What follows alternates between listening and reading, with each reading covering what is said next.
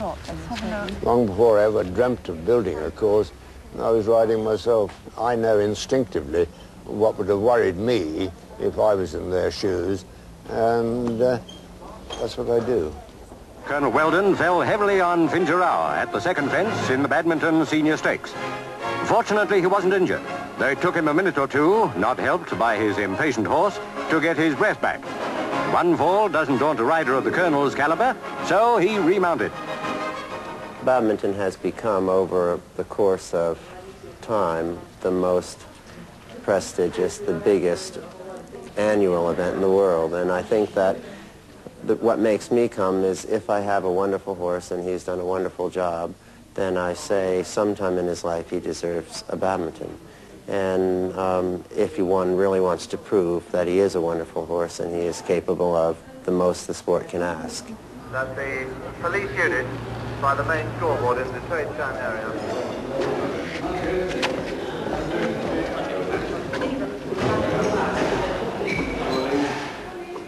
I think being from a small country like New Zealand, to start with, sort of coming over here as a fairly much an unknown, you just sort of fit in wherever you can.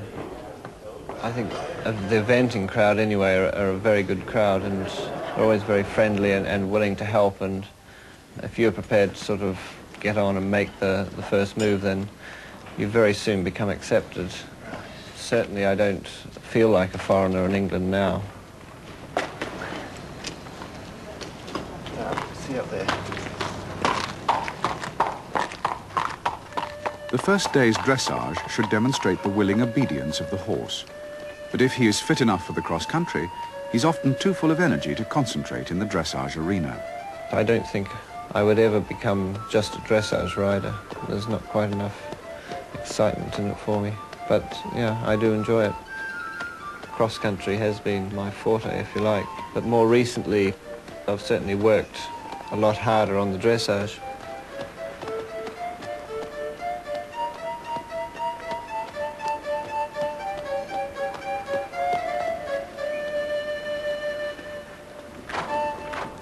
Three-day event is very demanding on the horse.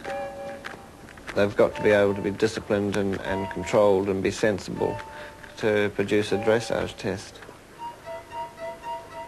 My initial attraction to the sport was the fact that you had to be a little more versatile and a little more adjustable than a rider that specialized just in racing or just in show jumping or just in the dressage.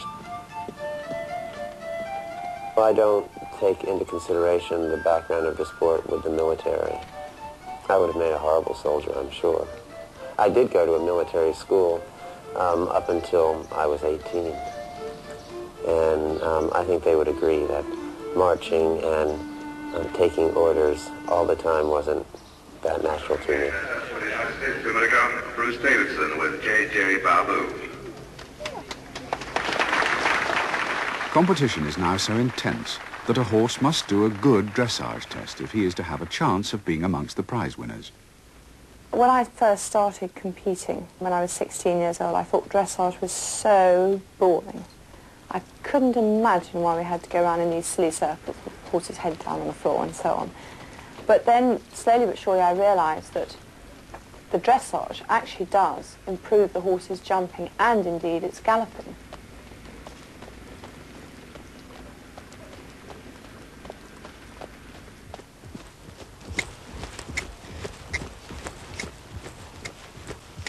It must be more bent round your right leg.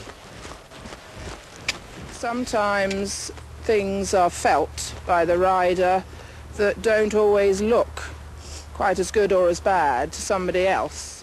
You had a bit more flow rather than stop-go. I think the most important thing is that you must be a liaison officer between the rider and the horse. I am her coach, but I think I'm her pair of eyes, really.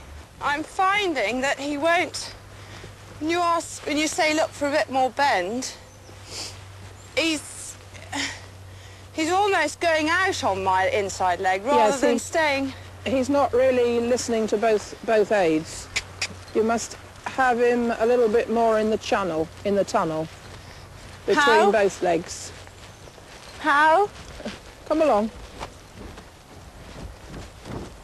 One of the most important parts of the sport is actually understanding your horse's character. Rather like humans, you know, we're all different. We all have to be treated in a slightly different way. At the end of the day, you're getting to the same end, but you have to actually get there by being, shall we say, a little diplomatic. And if Prices and Nightcap were humans, I would say that Nightcap would have been the likes of, say, Gregory Peck.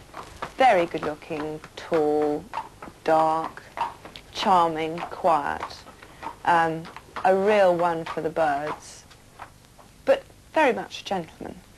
Whereas Priceless would be much more sort of, say, the likes of Rambo, big, muscular hunk with sort of tattoos and a real toughie, and therefore would be treated in, again, a completely different way.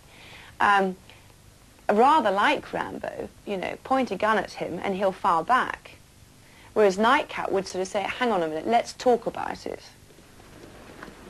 Women are fractionally more sensitive towards feelings of the horse. Women seem to strike up a more natural rapport than the average man. And so I would say it is not only one of the few sports that men and women can compete on what is called an equal basis, but in many cases I think the woman has a slight advantage that way.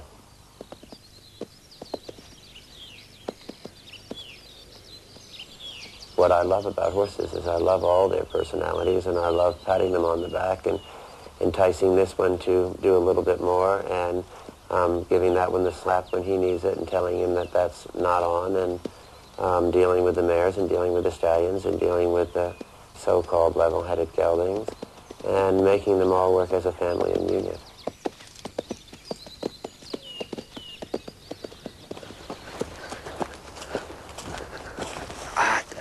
Some horses you get on and you just know that temperamentally you'd never get on with it, and temperament does come into it. Go on. Go on. It has got to be a partnership between the horse and rider.